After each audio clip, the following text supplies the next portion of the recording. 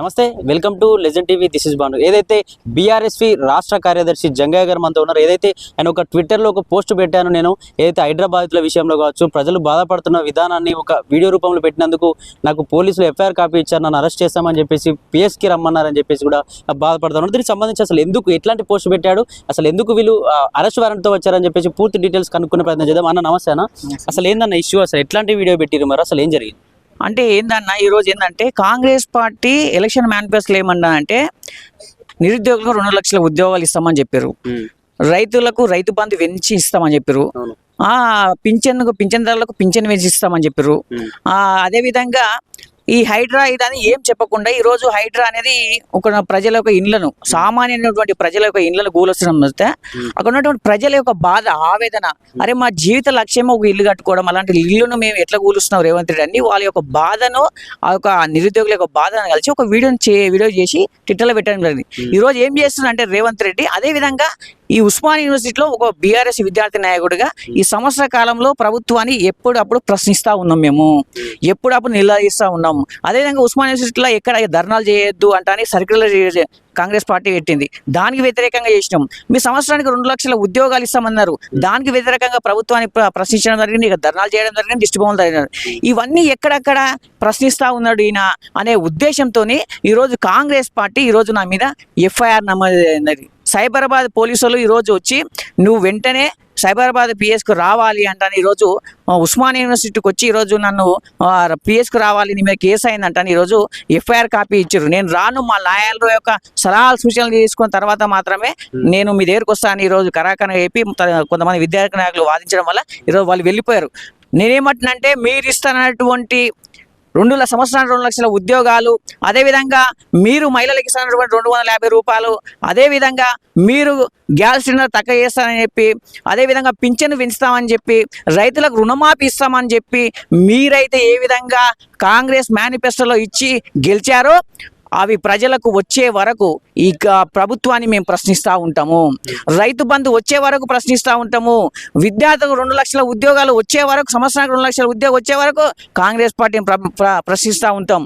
మీరు ఎన్ని కేసులు పెట్టినా, ఎన్ని బెదిరింపులు చేసినా, ఏం చేసినా మేము ప్రశ్నించక మానము. మేము ఒక ఉస్మానియా బిడ్డను అదే తెలంగాణ బిడ్డను, ఇక్కడ పోరాటాల గడ్డ, ఇక్కడ ఎవడు నీలాంటి ఎఫ్ఐఆర్లు పెట్టి కేసులు పెట్టి ఏదో ఫోన్ కాల్స్ చేసి బెదిరిస్తే ఎవడు భయపడేటోడు ఇక్కడ ఇవ్వలేడు.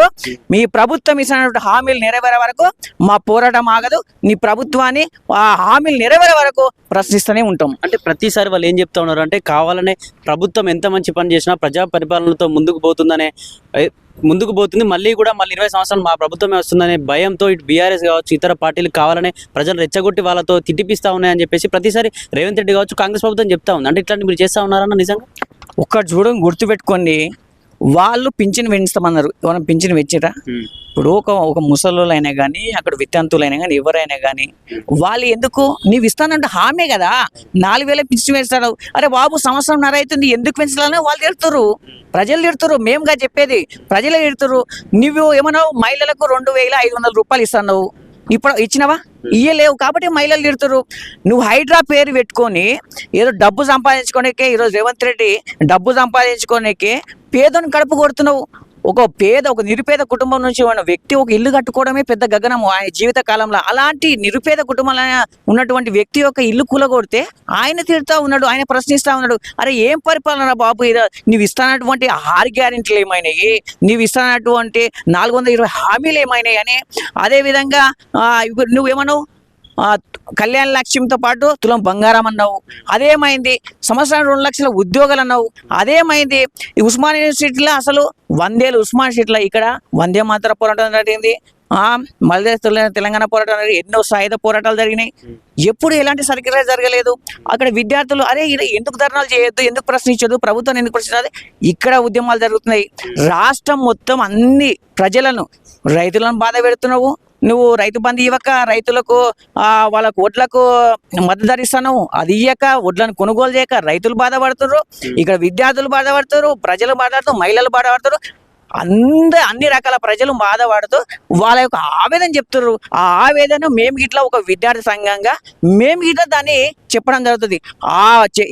వీళ్ళు ఎక్కువ చెప్తా ఉన్నారు, ప్రజలకు అవేర్నెస్ చేస్తున్న ఉద్దేశంతో కక్షపూరితంగా మా మీద కేసులు పెడుతున్నారు రేవంత్ రెడ్డి. బిడ్డ రేవంత్ రెడ్డి గుర్తుపెట్టుకో, నువ్వెన్ని కేసులు పెట్టినా ఏం పెట్టినా భయపడేటోడు ఎవ్వడు లేడు. నువ్వు ఇస్తున్న హామీలు నెరవేరే వరకు మా పోరాటం ఆగదు. అంటే ఇప్పుడు మీరు పోలీసులు వచ్చినప్పుడు మీరు ఎక్కడ ఉన్నారు? ఇంటి దగ్గర ఉన్నారా, లేకపోతే ఇక్కడ ఉస్మానియాలో మనం కలిసాం, మరి ఉస్మానియాలో ఉన్నారా? ఏం చెప్పారు పోలీసులు వచ్చి? అసలు ఎందుకు అరెస్ట్ చేస్తున్నాం, ఎందుకు ఎఫ్ఐఆర్ ఫైల్ అయిందని చెప్పేసి మాట్లాడే ప్రయత్నం చేశారు, వాళ్ళు ఏమన్నారు? నేను ఒక సెమినార్లో ఉన్నా. పొద్దుగల 10 గంటల నుంచి మధ్యాహ్నం 1 గంటల వరకు పోలీసు వాళ్ళు ఫోన్లు కొడుతూనే ఉన్నారు. నువ్వు బయటికి రా, నువ్వు బయటికి రా, నువ్వు బయటికి రా అని. నేను ఒక సెమినార్ ఉన్నా, ఒక సెమినార్, ఇంపార్టెంట్ సెమినార్లో ఉన్నా.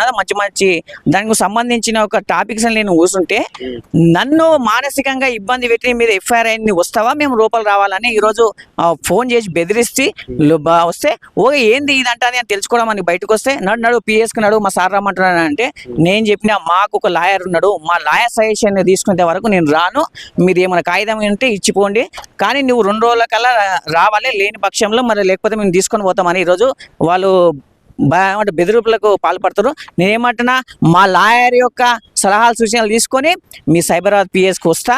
నువ్వు ఎన్ని కేసులు పెట్టినా ఏం పెట్టినా భయపడను, గుర్తుపెట్టుకో. ఎందుకంటే మేము పోరాటాల గడ్డ ఉస్మానియా యూనివర్సిటీ బిడ్డను కాబట్టి నీ ప్రభుత్వం ఇస్తున్న హామీలు నెరవేరే వరకు మా పోరాటం ఆగదు. ఓకే, దీనికి సంబంధించి ఏంటంటే ప్రజాపాలన పేరుతో మీరు ఇచ్చిన పథకాలు అమలు అవుతలేవని చెప్పి ప్రజల పక్షాన కొట్లాడుతూ ఉన్న ప్రతి ఒక్కరిని కావాలనే ఈ కాంగ్రెస్ ప్రభుత్వం అరెస్టులు చేపిస్తూ ఉంది. ఎన్ని అరెస్టులు చేయించినా కూడా ఇప్పటికీ కూడా ఇటు బీఆర్ఎస్పీ తరఫున మేము ఖచ్చితంగా ప్రజల తరఫున కొట్లాడుతూనే ఉంటామని చెప్పేసి కూడా చెప్తున్న పరిస్థితి.